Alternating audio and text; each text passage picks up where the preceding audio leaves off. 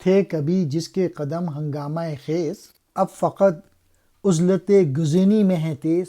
تھا کبھی فرمان جس کا ناگزیر، جس کے در کے تھے کبھی سلطان فقیر، اب اسے وصف قناعت سے ہے ساز، اب گدائی پر کیا کرتا ہے ناز۔ شیخ احمد سید گردو جناب، مہر جن کے نور سے ہے فیض یاب، سبزہ بھی ان کے مزار پاک کا، جاگتا ہے لا الہ کہتا ہوا۔ ایک دن بولے مریدوں سے حضور، رہنا افکار عجم سے دور دور، لاکھ اس کی فکر لامحدود ہے، اس پہ رائے دین حق مسرود ہے۔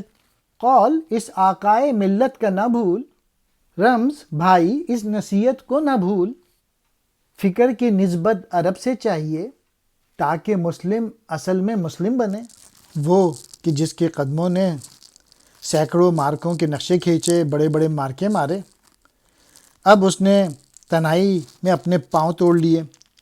پہلے اس نے جد و جہد کی راہ پر گامزن ہو کر بڑے بڑے مارکے انجام دیے تھے، اور اب وہ جد و جہد اور عمل سے بالکل بیگانہ ہو گیا۔ عزلت گزینی یعنی اب وہ گوشہ تنہائی میں بیٹھ گیا۔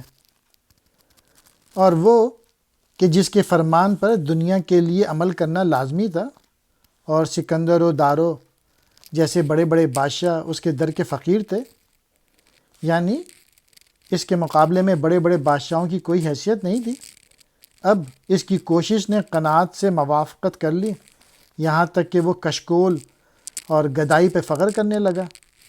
اس کی بے عملی اور شرع و سنت سے بیگانگی اس کے لیے ذلت کا باعث بن گئی، لیکن اس کا احساس تک نہ ہوا، بلکہ دوسری قوموں کے آگے سر جھکانا اس کے لیے فخر کی بات بن گئی۔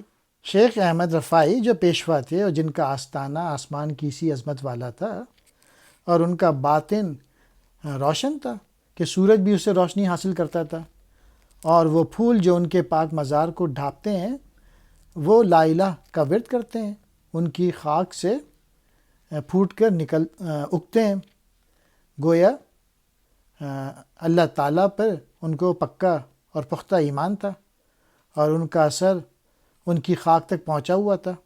ایک دن وہ اپنے مرید سے کہنے لگے، اے جانے پدر، اجمی نظریات اور افکار سے دور رہنا ضروری ہے، اس لیے کہ اگرچہ بلندی کے لحاظ سے وہ آسمان سے بھی آگے ہیں، لیکن دین نبی کی حدود سے باہر ہیں۔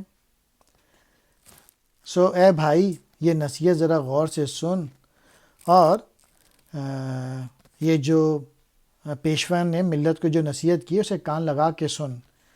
تو اس حقیقت کی حامل بات اور نصیحت سے اپنے دل کو مضبوط کر لے اور عرب کے ساتھ رشتہ قائم کر لے، یعنی تو صحیح معنوں میں اسلامی تعلیمات پہ عمل کر، اور ناگزیر کہتے ہیں اٹل کو، سکندر یونانی مشہور بادشاہ۔ قناعت کرنا، صبر کرنا، تھوڑی چیز یا جو میسر آ جائے اس پہ راضی ہونا، ساز کرو موافقت کر لی، کشکول گدائی بھیک مانگنے کا پیالہ۔ شیخ احمد یہ عراقی تھے، ان کی کئی تصانیف یادگار ہیں۔ سید گردو جناب، آسمان کی سی یعنی باعظمت،